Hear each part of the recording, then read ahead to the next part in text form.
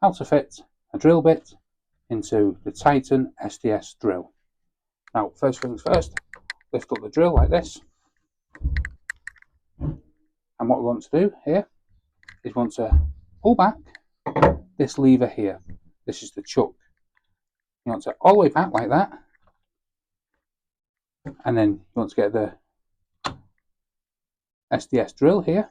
So with that all the way pulled back, you want to locate it in the end here. And when it goes all the way back like that, let go of this lever.